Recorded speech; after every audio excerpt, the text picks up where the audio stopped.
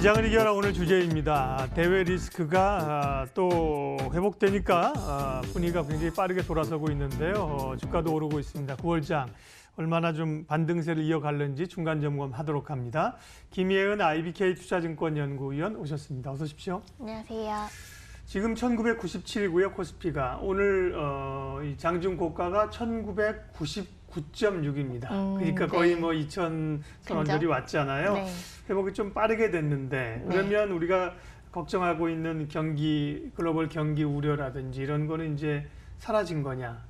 그렇게 보면 또 쉽지 않아 보이고요. 경기부터 좀 판단해 주세요. 네, 우선 경기를 보자면은 미국과 중국의 이제 무역 분쟁으로 인해서 장기화되고 있기 때문에 이제 글로벌 경기 둔화 우려가 확산되고 있는 것은 사실입니다.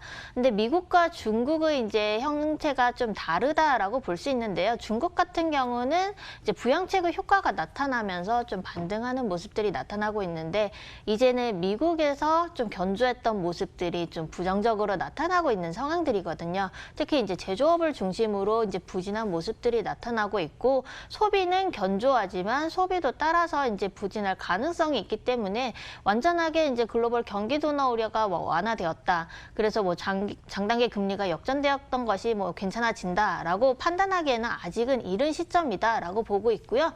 미국과 중국의 이제 무역 협상을 둘러싼 불확실성이 여전히 상존하고 있기 때문에 지수가 상승한다 하면서 이제 뭐 앞으로 계속 상승할 거다라는 쪽에 베팅을 하는 것보다는 그래도 한 번 더 리스크를 점검하는 게 필요하다라고 볼 수 있습니다. 네, 중국은 또 미국이랑 달리 조금 지표가 개선되지만 어쨌든 미국을 중심으로 한 경기 둔화는 진행 중이다 이렇게 봐야 된다는 말씀이실 거죠? 네. 예. 브렉시트 변수는 어떻게 봐야 됩니까? 이제 새로운 보리스 존스 총리가 나와서 강경 대응하고 있고 의회가 또 거기에 리더십에 또 도전해서 보면 노딜 브렉시트 못하도록 좀 법안이 하나 또 간밤에 통과가 됐어요. 예. 네. 이제 브렉시트 관련된 거는 이제 리스크가 지속되고 있는 상황이다라고 볼 수 있을 것 같아요. 하원에서는 노딜 브렉시트를 막기 위해서 이제 밤에 이제 법안을 하나를 통과를 시켰고요. 그것 때문에 이제 보리스 존슨 이제 총리는 조기 총선을 위해서 이제 조기 총선안에 대한 것들을 이제 표어를 붙였지만 부결됐고. 네, 부결됐죠. 그런데 이 상황에서 지금 봤을 때는 노딜 브렉시트에 대한 우려가 다소 완화된 것은 맞아요.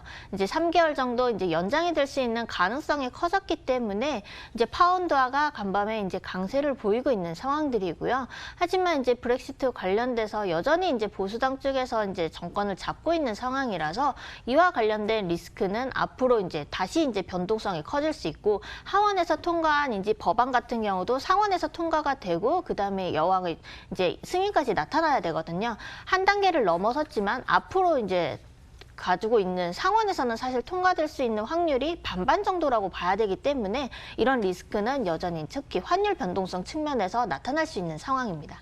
전임 메이 총리가 그렇게 노딜 안 가려고 의회에 여러 가지 법안을 했는데도 이것도 싫고 저것도 싫고 그렇죠. 얘는 싫고 그러다가 또 이제 노딜로 또 확 간다니까 또 아니라고 말이죠. 야, 정말 어느 나라 정치권이나 참 혼돈의 시대입니다. 네. 그래서 장은 이제 빠르게 2,000선 부근까지 왔고요. 코스닥도 630이니까 대략 한 650 정도 목표로 가고 있는데 추가적인 반등 가능성이 얼마나 있는지 수급의 변화 가능성도 좀 봐주세요. 네, 최근에는 아무래도 수급적으로 봤을 때는 기관, 특히 연기금 중심의 이제 자금이 들어오면서 지수 하단을 지지하면서 지수 상승을 끌었습니다. 하지만 외국인 수급을 본다라고 하면은 외국인 같은 경우는 계속 매도세를 이어가고 있거든요. 이제 8월에 이어서 9월에도 매도 흐름을 이어갈 거다라고 예상을 했는데 그 흐름대로 지금은 가고 있는 상황들입니다. 이제 기관 같은 경우는 좀 저가 매수 그리고 이제 대외 리스크가 좀 완화되는 것이 아니냐라는 그런 기대감으로 인해서 매수를 하고 있지만 외국인들은 아직 좀 더 지켜봐야 된다라는 좀 신중한 입장이다라고 보실 수가 있고요.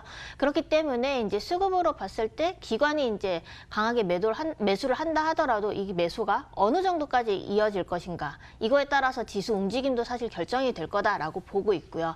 전반적인 리스크가 해소된 것이 당연히 아닙니다. 그렇기 때문에 지금 수급에 의해서 이제 긍정적이긴 하지만 여전히 이제 리스크가 있기 때문에 변동성이 언제든지 확대될 수 있다라는 것들을 고려할 필요는 있습니다. 기관의 매수세는 반갑고 주가를 빠르게 채워서 올리긴 하나 연속성을 가지고 있을 수 있는 주체는 아니다. 네. 예, 그러면 결국 외국인이 와야 되는데 외국인은 아직 안 움직인다. 외국인이 네. 결국 살려면 반도체가 좋아져야, 그렇죠? 네, 삼성전자, 하이닉스 사야 수급이 눈에 보이지 않겠어요? 그런 그 전제를 깔고 공략할 만한 이 섹터 좀 얘기해 주세요. 투자 아이디어.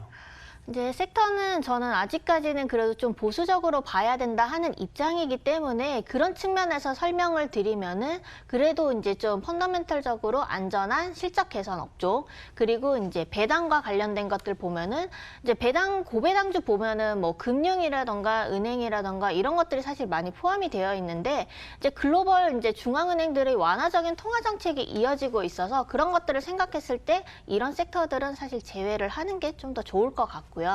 고배당 업종 중에서 이제 여러 개들을 봤을 때는 실적과 같이 맞물리는 게 자동차 업종입니다. 자동차 업종 같은 경우는 환율 측면에서도 긍정적이고 지금 미국에서도 여전히 판매가 좋은 상황이라고 나타나고 있고요. 그리고 기저효과가 있기 때문에 3분기 실적 역시 양호할 거다라고 예상을 하고 있습니다. 또 내년 라인업을 봤을 때는 현대기아차가 잘 팔리고 있는 SUV 중심으로 나가겠다라는 거거든요. 그만큼 자기들이 지금 그래도 좀 기회가 왔을 때 이런 기회를 놓치지 않겠다라는 것들을 보여주고 있어서 이런 자동차 업종 관련된 것들은 여전히 양호하다라고 볼 수 있을 것 같고요. 개별 섹터 이제 모멘텀 있는 쪽으로 보자면은 5G 같은 경우는 이제 여전히 이제 투자가 계속 되어야 되는 업종들이고요. 그리고 좀 이제 변동성이 커지기 때문에 그런 거에서 이제 좀 방어적인 측면에서도 이제 통신 업종들이 같이 따라서 가는 모습들이라고 볼 수 있습니다. 네, 5G, 그다음에 통신 장비나 통신주까지 포함하고 자동차에는 자동차 부품도 좀 살짝 늘 수 있겠죠? 네, 어느 정도는 최근에 흐름도 네. 괜찮으니까요. 그러니까 결국 코스피로 얘기하면 오늘 뭐 2000선 테스트하고 있는데 여기서 위쪽으로 강하게 9월 흐름이 2100, 200 가기는 쉽지는 않은 상황이다. 네, 여전히 조금 조심스럽게 갑니다. 그러면 9월 한 달을 놓고 봤을 때 그 이유는 이제 8월 말 9월 초에 빠르게 지금 반등이 왔는데 9월이 꽤 많이 남아 있고요. 네. 변수들이 있어서요. 체크할 변수 좀 알려주세요. 네, 이제 9월에 이제 가장 그래도 중요하다라고 할 수 있는 것들이 미국과 중국의 무역 협상인데요. 이제 고위급 무역 협상이 9월에 있겠다라고 했지만 아직 일정 합의가 전혀 되지 않은 상황들입니다. 그래서 미국 측에서는 뭐 스몰 딜 정도를 예상을 한다라고 계속 언급을 하고 있지만 이 협상이 언제 진행이 될 것인지, 그리고 이 협상에서 우리가 원하는 어느 정도의 결과를 얻을 수 있을 것인지 이런 것들이 나타날 텐데 아마 추석 이후에 이제 그런 것들이 있을 것 같고. 추석이 또 지나고 나면은 또 FOMC도 있고요. ECB 이제 통화정책 회의도 있고 이런 글로벌 중앙은행들은 여전히 완화적인 통화정책을 펼칠 거다라고 예상을 하고 있고요. 추가적인 금리 인하도 이제 예정되어 있는 상황입니다. 특히 연준 같은 경우에 이제 앞으로의 금리 인하 방향을 어떤 식으로 갈 것인지가 사실 중요한데요. 이제 ECB 같은 경우는 금리 인하와 함께 대규모 부양책을 발표하겠다라고 예고를 한 상황인데 연준에서는 지금 경기 둔화 신호가 조금씩 나오고 있는 상황에서 25bp를 인하를 하고 앞으로는 계속 뭐 지켜본 뒤에 뭐 행동을 하겠다 이런 식으로 시장에 약간의 실망감을 준다라고 하면은 달러가 좀 더 강세를 보일 수 있는 환경입니다. 그렇기 때문에 9월에는 이런 이벤트에 따라서 환율이 어떤 식으로 변할 것인지 이런 것들에 좀 더 포커스를 맞추는 게 중요합니다. 네, 시장을 이겨라 9월 초반인데요. 9월 흐름들 다시 한번 점검했습니다. IBK 투자증권 김예은 연구위원 함께했죠. 고맙습니다. 감사합니다. 오늘 주가 오르는 것보다도 원화가 강세로, 원화값 강세죠. 환율 하락으로 나타나는 게 이게 더 의미 있습니다. 달러 환율이 1,200원 초반까지 1,204원 기록하고 있는데요. 조금 더 안정을 갖게 하는 그런 요인들입니다. 출발 마켓온 오늘 순서 여기까지 하겠습니다. 오늘도 좋은 결정, 좋은 투자하십시오. 고맙습니다.